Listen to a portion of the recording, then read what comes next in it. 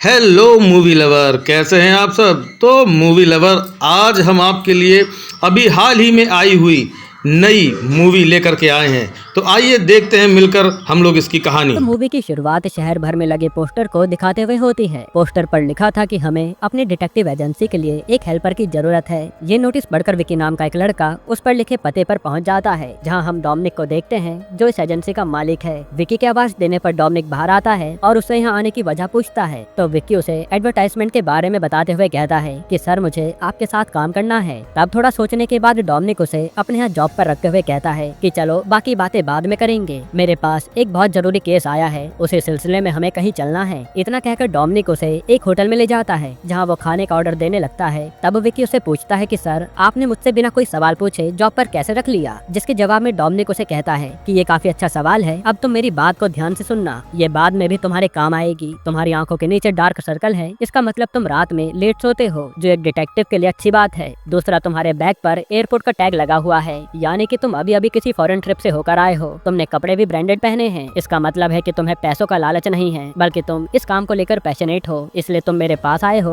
और लास्ट में तुम्हारे पास बाइक है, जबकि मेरी कार खराब हो चुकी है, इसलिए आगे के केसेस के लिए तुम्हारे साथ मैं तुम्हारी बाइक पर ही चलूंगा। डोमिनिक का ये हुनर देखकर विक्की उसका टोटल फैन बन जाता है। साथ ही वो उसे बताता है कि सर, मैं कुछ दिनों के अंदर कनाडा जाने वाला हूँ, मगर जाने से पहले मेरे पास काफी टाइम बाकी था, इसलिए इस जॉब के ऑफर को देखकर मैं आपके पास आ गया। फिर जल्द ही ये दोनों एक बस स्टैंड पर आकर किसी का इंतजार करने लगते हैं। तभी एक आदमी गलती से आकर डोमिनिक से टकरा जाता है, जिस वजह से उसका पर्स वहीं नीचे गिर जाता है। तब डोमिनिक माफी मांगते हुए वो पर्स उठाकर उसे वापस कर देता है। यहाँ हमें पता चलता है कि डोमिनिक किसी सोमन नाम के आदमी का पीछा कर रहा है। इसी बीच विक्की उससे पूछता है कि सर, मैंने आपके घर में एक फोटो को देखा था जिसमें आप पुलिस की वर्दी पहने हुए थे। ये सुनकर डोमिनिक मजाक करते हुए उसे बताता है कि हाँ, मैं पहले सीईओ था, मेरे काम के प्रति जिम्मेदारी और सीनियोरिटी को देखकर डिपार्टमेंट वाले मुझे मेडल की जगह ट्रांसफर देने लग गए थे। फिर एक दिन मैंने सोचा क्यों डिपार्टमेंट वालों को इतना कष्ट दूं, इसलिए मैंने अपनी जॉब से ही रिजाइन कर दिया। खैर, जल्दी सोमन का पीछा करते हुए ये लोग एक होटल में जा पहुंचते हैं, जहां डोमिनिक विकी को बताता है कि तुम यहीं रहना, ये काफी खतरनाक केस है, अगर मैं 15 मिनट में बाहर ना आ पाऊं तो तुम पास के पुलिस स्टेशन में जाकर कोड रेड बोल देना। ये बोलकर वो सोमन के रूम में घुस जाता है, जहां सोमन किसी दूसरी महिला के साथ इश्क लड़ा रहा था। डोमिनिक उसे बताता है कि मैं एक डिटेक्टिव हूँ और तुम्हारी वाइफ को तुम पर शक है, इसलिए उसने मुझे हायर किया था। ये सुन सोमन काफी डर जाता है और डोमिनिक को कुछ रुपए देकर इस बात को यह दबाने के लिए कहता है। फिर थोड़ी देर में डोमिनिक वहाँ से बाहर निकलता है जैसे वहाँ कुछ भी हुआ ना हो। खैर, फिर वहाँ से बाहर निकलकर डोमिनिक अपने दोस्त स्वामी को कॉल करके ये सब बता देता है। तो स्वामी उसे मजाक करते हुए कहता है कि भाई, तू कैसा आदमी है, उसकी बीवी ने तुझे तो हायर किया था और तू उसी को धोखा दे रहा है। जिस पर डोमिनिक उसे बताता है कि ऐसा तो कुछ भी नहीं है, मुझे तो बस कुछ दिनों से इस आदमी पर शक था, इसलिए मैंने इसका पीछा करना चालू कर दिया और किस्मत भी देखो मेरी, मछली जाल में फंस भी गई। यहाँ हम समझ पाते हैं कि इतना ज्यादा टैलेंट होने के बावजूद भी डोमिनिक को अपने रोज के खर्चे चलाने के लिए ये छोटे मोटे फ्रॉड करने पड़ते हैं। आगे हमें पता चलता है कि डोमिनिक असल में माधुरी नाम की एक लेडी के यहाँ रेंट पर रहता है, लेकिन खराब हालतों के चलते डोमिनिक ने कई महीनों से उसका किराया नहीं भरा था। खैर, डोमिनिक के घर आते माधुरी उसे बताती है कि आज जब मैं हॉस्पिटल गई थी तो मुझे वहाँ एक पर्स मिला जिसमें कुछ रुपए हैं, तुम मेरे लिए इस लड़की को ढूंढ दो और उसे उसका पर्स वापस कर दो, बदले में मैं तुम्हारा बकाया किराया माफ कर दूंगी। ये सुन डोमिनिक उस पर्स को लेकर अपने कमरे में चला जाता है। पर्स को चेक करने पर डोमिनिक को उसमें कुछ पैसे, एक मेमोरी कार्ड और कुछ फटे हुए कागज के टुकड़े मिलते हैं, इसलिए डोमिनिक सबसे पहले मेमोरी कार्ड को चेक करने लगता है, लेकिन पासवर्ड प्रोटेक्टेड होने की वजह से वो ऐसा नहीं कर पाता, इसलिए डोमिनिक एक एक करके कागज के उन टुकड़ों को ऐलान करने लगता है, जिससे उसे पता चलता है कि ये एक बैंक का कागज है। फिर डोमिनिक बैंक के मैनेजर को कॉल करके इसके बारे में पूछता है, जहां मैनेजर बताता है कि सर, ये अकाउंट किसी पूजा नाम की लड़की का है।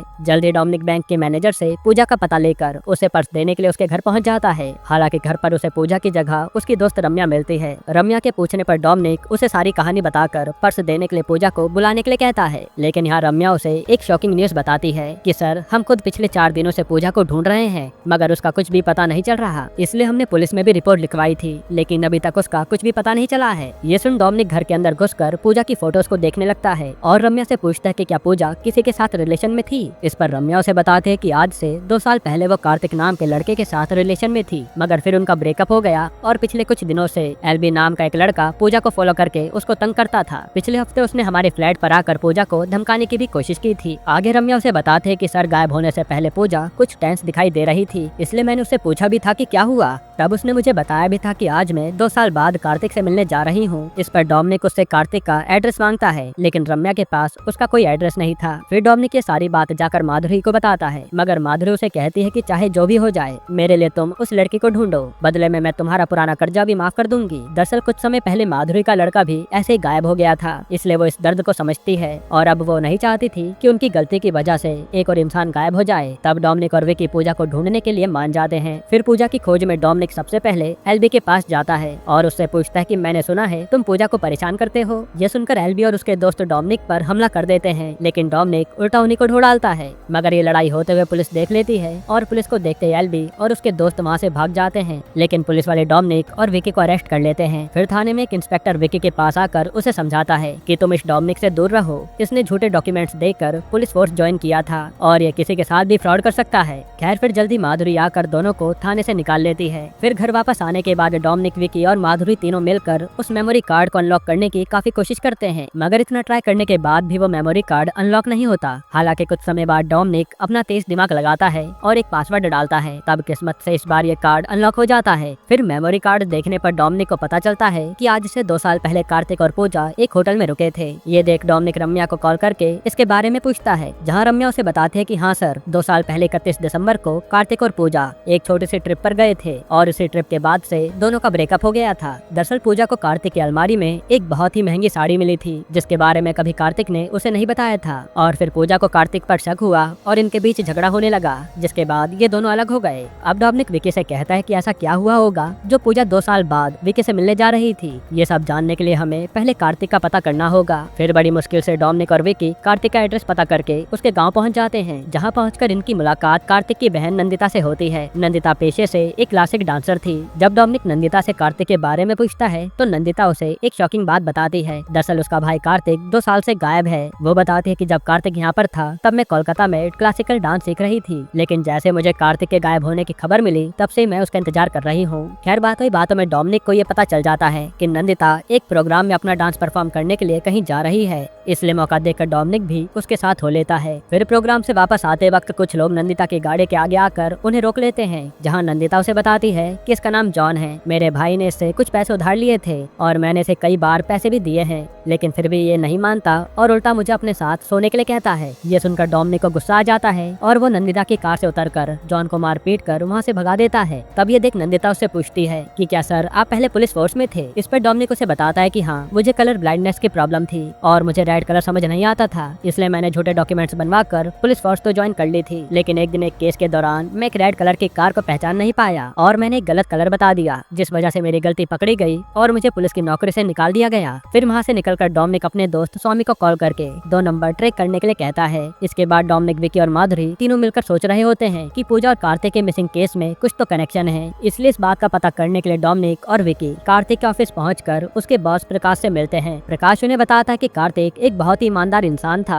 एक्चुअली सर, हमारा एक एनजीओ है जो ऐसे गरीब लोगों की मदद करता है जो अपने लॉयर की फीस देने के लायक ना हो। कार्तिक हमारे यहाँ बहुत अच्छा काम कर रहा था, लेकिन पता नहीं क्यों 31 दिसंबर को वो रिजाइन देकर चला गया और तब से आज तक हम दोनों की कभी बात नहीं हुई। तब यहाँ से डोमिनिक उस जगह पर जाता है जहाँ कार्तिक पहले रहा करता था और उसके मकान मालिक से उसके बारे में पूछने पर वो बताता है कि सर, आज से 2 साल पहले 31 दिसंबर के दिन जब कार्तिक घर छोड़कर गया था तब मेरी आंखों का ऑपरेशन हुआ था। इस वजह से मुझे कुछ साफ दिखाई नहीं दे रहा था, मगर मुझे इतना याद है कि उसके जाने के बाद 1 जनवरी को एक लड़की उसके यहाँ आई थी और उसका सारा सामान भरकर यहाँ से ले गई थी। तब डोमिनिक नंदिता को कॉल करके पूछता है कि क्या तुम कार्तिक के घर गई थी, जिस पर वो मना कर देती है। खैर तभी विकी उसे बताता है कि सर, हो सकता है कि वो कार्तिक की दूसरी गर्लफ्रेंड हो जिसके लिए उसने वो साड़ी खरीदी थी। तब डोमिनिक कुछ सोचकर उसे कहता है कि ये हो तो सकता है, लेकिन मेरा दिमाग कुछ और कहने की कोशिश कर रहा है। डोमिनिक उसे बताता है कि ये भी तो हो सकता है कि उस समय कार्तिक जिन केसेस पर काम कर रहा हो उनमें से किसी का ही हाथ हो इसमें, इसलिए ये दोनों इसी बात का पता करने में लग जाते हैं कि उस समय कार्तिक किसके केस को हैंडल कर रहा था। खैर फिर जल्दी कार्तिक के बॉस प्रकाश की मदद से उन्हें पता चल जाता है कि उस समय कार्तिक 3 केसेस पर काम कर रहा था। वो 3 केसेस टॉनी, संजय और इब्राहिम के थे। तब डोमिनिक कहता है कि हमें पता करना होगा कि कहीं ये सब इनका करा धरा तो नहीं है। इसी बीच डोमिनिक को पता चलता है कि कार्तिक का मामा तमिलनाडु में रहता है, इसलिए वो तमिलनाडु पहुंचकर उसके मामा को ढूंढने लगता है। मगर एक आदमी से उसे पता चलता है कि कार्तिक का मामा अभी आउट ऑफ टाउन है, इसलिए डोमिनिक उसे अपना नंबर देकर कार्तिक के मामा के आते ही उसे कॉल करने के लिए कहता कहता है। इसी बीच विकी डोमिनिक को कॉल करके बताता है कि सर, जब मैंने संजय और इब्राहिम को कार्तिक का मिसिंग पोस्टर दिखाया तो उनके चेहरे के एक्सप्रेशन बिल्कुल नॉर्मल थे, इसलिए डोमिनिक उसे टोनी से मिलाने के लिए कहता है। जिस पर विकी उसे बताता है कि सर, मैंने पता किया था मगर टोनी अभी इंडिया में नहीं है, वो कल इंडिया वापस आ जाएगा।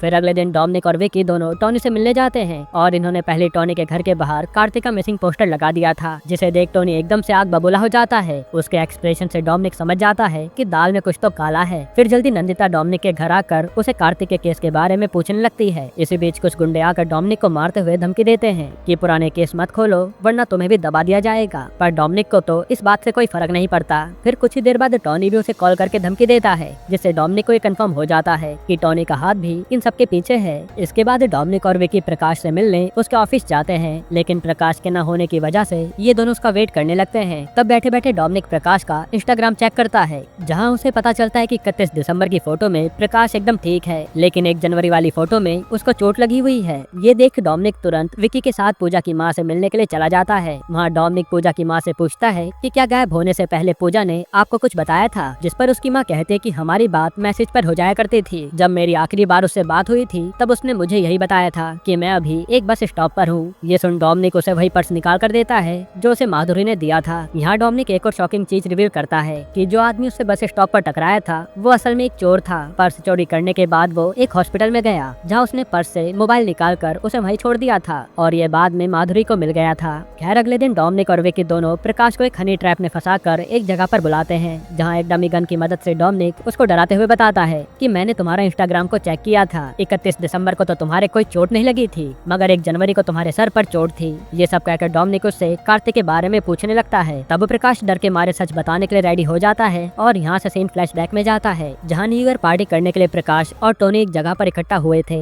जल्दी उस पार्टी में कार्तिक भी आ जाता है, जो इन दोनों को साथ में देख लेता है। तब कार्तिक समझ जाता है कि एक तरफ तो प्रकाश की एनजीओ टोनी के खिलाफ केस लड़ रही है, वहीं दूसरी तरफ ये प्रकाश उसी के साथ पार्टी कर रहा है। इससे कार्तिक समझ जाता है कि प्रकाश इस टोनी के हाथों बिक गया है। दरअसल यहाँ आने से पहले प्रकाश ने कार्तिक को टोनी वाली फाइल्स को यहाँ लाने के लिए कहा था, लेकिन अब वो ये फाइल्स इन दोनों को नहीं देता बल्कि अपनी बाइक लेकर वहाँ से भागने लगता है। ये देख टोनी और प्रकाश भी उसका पीछा करते हैं। इसी बीच टोनी की कार कार्तिक के बाइक से टकरा जाती है, जिससे उसकी गाड़ी पास के तालाब में गिरती है और प्रकाश के सर पर वो चोट भी इसी केस के दौरान लगी थी। फिर प्रकाश की सारी बातें सुनकर डोमिनिक पुलिस को बुलाकर उसको पुलिस के हवाले कर देता है और उसके बयान की मदद से तालाब में एक सर्च ऑपरेशन चालू कर देता है। वहीं पास में नंदिता का घर होने की वजह से डोमिनिक ये सारी बातें नंदिता को भी बता देता है और आज कार्तिक का बर्थडे होता है, इसलिए नंदिता ने उसके लिए खीर बनाई थी। हालांकि ये खबर सुनते ही वो फूट फूट कर रोने लगती है। दूसरी तरफ कुछ देर सर्च करने के बाद पुलिस को वहाँ कार्तिक की बाइक के साथ साथ एक बोरे में किसी की लाश भी मिलती है। तब डोमिनिक श्योर था कि हो ना हो इस बोरे में कार्तिक की ही लाश होगी, लेकिन बैग खोलने पर सबकी आंखें फटी की फटी रह जाती हैं, क्योंकि उसमें कार्तिक की नहीं बल्कि पूजा की लाश थी। फिर जल्दी डोमिनिक का दोस्त स्वामी उसे बताता है कि तुमने जो 2 नंबर मुझे भेजे थे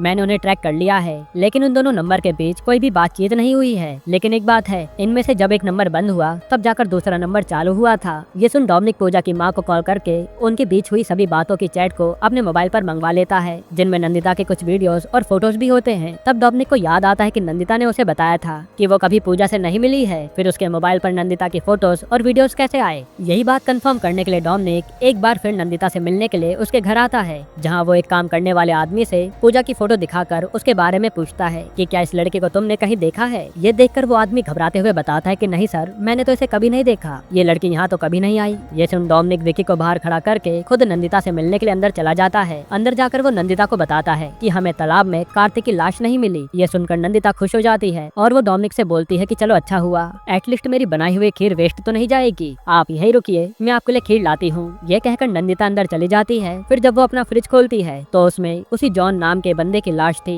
जो अक्सर नंदिता को परेशान किया करता था। तभी हम फ्लैशबैक में देखते हैं कि नंदिता ने धोखे से उसे अपने घर बुलाकर उसे खीर में जहर मिलाकर खाने के लिए दे दिया था, जिसे खाते उस आदमी की जान चली गई। खैर प्रेजेंट में नंदिता उसी खीर को डोमिनिक ले लेकर आती है, जहाँ डोमिनिक उसे कहते हुए मना कर देता है कि मुझे डायबिटीज है, इसलिए मैं कुछ भी मीठा नहीं खाता। इसी बीच वो नंदिता से सवाल करता है कि इन 2 सालों के दौरान तुम्हारे और कार्तिक के बीच कोई बातचीत नहीं हुई, ऐसा क्यों? और दूसरा, कार्तिक का नंबर डीएक्टिवेट होने के बाद ही तुम्हारा नंबर एक्टिवेट हुआ था। एक बात और, तुमने मुझे बताया था कि पूजा से तुम्हारी कभी मुलाकात नहीं हुई है, तो फिर उसके पास तुम्हारी फोटोज और वीडियोस कैसे आए? ठीक उसी वक्त कार्तिक का मामा डोमिनिक को कॉल करके उसे बताते हैं कि मेरा नाम चंद्रशेखर है और मुझे पता चला है कि आप मुझसे बात करना चाहते थे। इस पर डोमिनिक उन्हें बता देता है कि सर, कार्तिक 2 साल से गायब है, इसी सिलसिले में मैं आपसे बात करना चाहता था। ये सुन सुन कार्तिक के मामा उसे बताते हैं कि कार्तिक को बचपन से ही नाटक करना पसंद था। मैंने दोनों को डांस सिखाया था, लेकिन बचपन में ही हार्ट प्रॉब्लम के चलते नंदिता इस दुनिया को छोड़कर चली गई थी और अपनी बहन की मौत की वजह से कार्तिक डिप्रेशन में रहने लगा था। उसी डिप्रेशन में कार्तिक ने अपनी बहन का किरदार निभाना शुरू कर दिया था। ये सुन डोमिनिक को सब समझ आ जाता है और वो नंदिता से कहता है कि तुम्हारा खेल अब खत्म हुआ कार्तिक, तुम नंदिता नहीं कार्तिक हो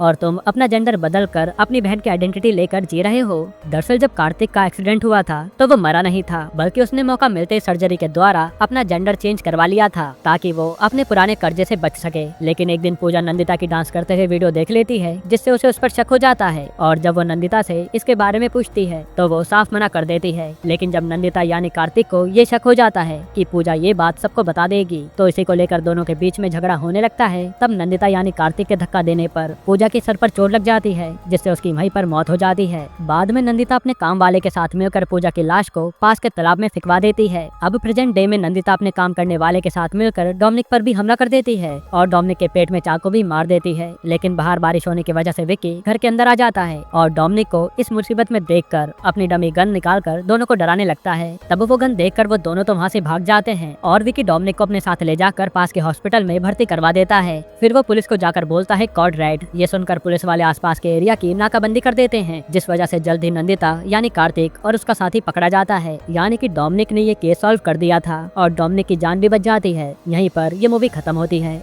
हाँ तो दोस्तों, आज की मूवी आपको कैसी लगी? उम्मीद करते हैं जरूर पसंद आई होगी। ऐसी ही मूवी देखने के लिए हमारे चैनल को अभी सब्सक्राइब कर लीजिए।